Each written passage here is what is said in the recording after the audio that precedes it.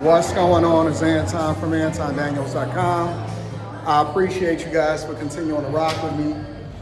While she's back there picking up the cobbler, I got a cobbler factory out here. I wanted to share a couple thoughts with you. I wanted to get 3 things off real quick in order to encourage you guys and hopefully give you a little bit of inspiration and then also some information to go along with it. The first thing that I want to say is stop worrying about what everybody think about you. Stop worrying about haters. People are always going to criticize you. They're going to have something to say. It's always going to be people that have or is a naysayer or is overly critical, or they're going to assess what they think that your situation is, or they just may not necessarily want you to win. I mean, and I've been telling people, and I don't know why I've been getting a bevy of calls or people with coaching calls that say, yo, they stuck between a rock and a hard place because it's people around them, or they taking a lot of criticism from people online, or their friends and family is criticizing their decisions to be able to step out and do something that they've never done before inside of their family or their restaurants, or, you know, they just got these ideas. And you are going to go through things. You're going to fail. You're going to have successes. It's going to be people that laugh at you. It's going to be people that, you know, have so much to say about what it is that you did, but you're going to learn from it. You're going to be more successful as a result of it. You keep pushing, you keep trying. And the people that wind up not being successful is the ones that let it get to them. It's the ones that start to acquiesce over into the things that other people are saying, because misery loves company. Misery loves company. And people want nothing more. Even if they lie, even if they project, and even if they act like, oh man, I'm all for you, I want you to be successful. Chances are those are the very ones that's talking behind your back. So take it from me, bro. People have been waiting for me to fall for a long time. And when I say a long time, I mean a long time. Even since I've gotten to the internet, and even before that, when it came to real life, the minute that you start explaining your dreams to other people is the minute that you're going to start having the pushback. You're going to get pushback regardless, just because people recognize what success is, and they recognize that you're breaking out from the group. And when they start to recognize you to break out from the group, it's like crabs in a barrel. They're going to start having, you know, conversations about what it is that you should do and you shouldn't do. And so you're going to have to remove yourself mentally, and you already going to get the vitriol and the hate regardless, just because, you know, in this era of being on social media, you're going to have to leverage that and promote yourself. And so people are just going to notice the transition. Even if you're not promoting your business through transitions on social media or something like that, they're still going to notice just in real life in general. And you are going to get people that don't necessarily care about your growth. And so you're gonna have to be cool with that. And it's gonna have to be okay with you. And know that nobody that has ever become successful has not had people that didn't like them, all right? So that's number 1. Number 2, I need y'all to understand that it's a difference between being financially literate and being intentional. Being financially literate and being intentional. And the difference between the two is that being financially literate means that you know better. You have the information. We are in the information age, which means that you have no excuse to not be able to do whatever it is that you want to do. You live in the greatest country in the world. There's people that come over here every day. They letting the immigrants in like crazy.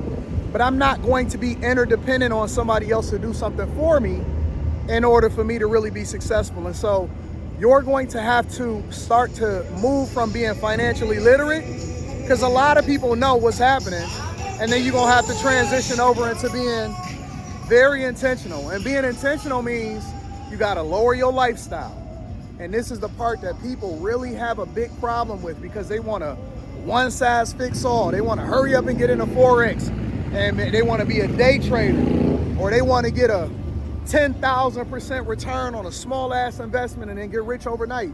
Or they think that everybody that has ever gotten resources is like overnight success. That's not true, bro. It's not true. And the difference between most people that are successful and most people that are not, and this is going to lean into my third point. Let's just go ahead and get into the third point, is that there is no middle class. The difference between people that are successful and the people that aren't is intention. That's it. Most of us get most of the same information, but then at the same time, even people that get a different type of information, they're intentional about it and they seek it out. They seek mentorship, they seek coaching, they seek an environment or a mentor that they tap into regularly. I have had a mentor for the better part of probably 13 years, 12, 13 years, maybe even longer than that, unintentionally, just because I was always driven to what I believe success was supposed to look like.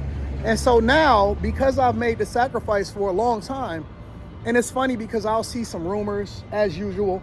And when I look at rumors, I look at people that are basically making excuses. You'll see a rumor that says, oh man, and I like to use myself as an example because there is no better example than your own life and anecdotal experiences in order to teach people how to be successful, right?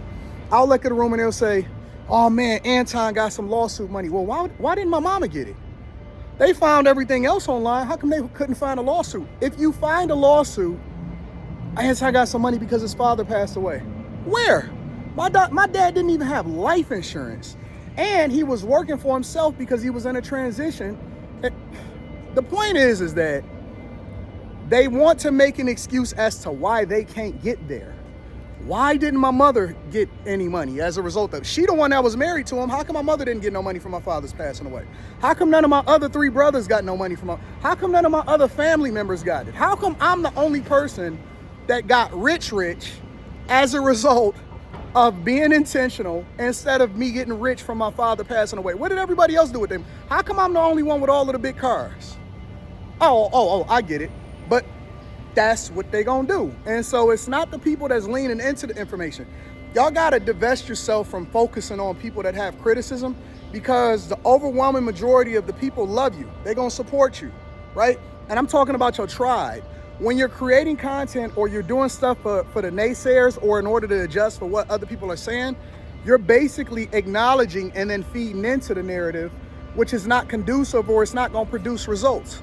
So what am I telling you? I'm telling you to focus on the 98% of the people that's actually your tribe, not the 2% that try to discourage the other 98%, because one bad apple can ruin the whole bunch. If you look at your analytics, right? Let's say you drop a video and you look in the comments, and a lot of those people in the comments are the ones that are overly critical, right? But you gotta go and look at your like to dislike ratio. So the like to dislike ratio can be 97.4%, and then you'll get mad or upset at 7 comments where people are criticizing you, or if people are overly critical about the comments. Look to the like to the dislike ratio and understand, oh snap, I'm tapping into my audience, I'm gonna do more of that. There is no middle class, okay? And this is the thing that you really have to understand. There is no middle class anymore. Middle class has always been a marketing tool in order to try to convince you guys to lean into something that wasn't necessarily best for you, right? Go ahead, you good. It's always been, do you got a jersey on? The middle class has always been a marketing tool in order to try to convince you guys to do something that wasn't best for you. So the middle class are the ones that get slaughtered. Y'all the ones that pay the majority of the taxes. You the ones that's gonna always be working and never really get anywhere. You're gonna retire without nothing. You're gonna depend on the federal government in order for you to be able to survive. With Social Security, you're gonna pay the most into it, and the majority of your taxes is gonna go to social services. You're never going to get rich. You're never ever going to be financially free when it comes to being in the middle class, and you just gonna be regular. And regular is one step above poor.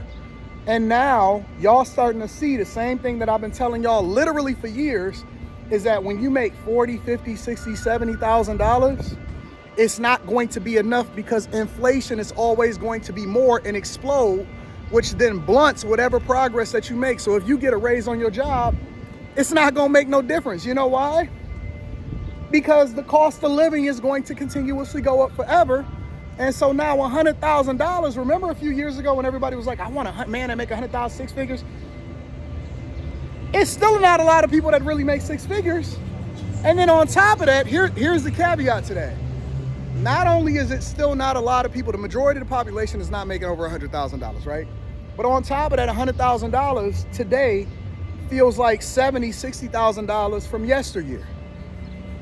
So at some point, you're gonna have to make a decision. Either you wanna be a person that slaves for the rest of your life, which is cool. You can go to work, you can try to get another job, hope that you don't get laid off, all of that, right?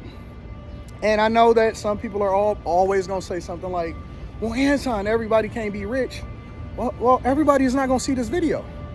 This video is for you specifically, right?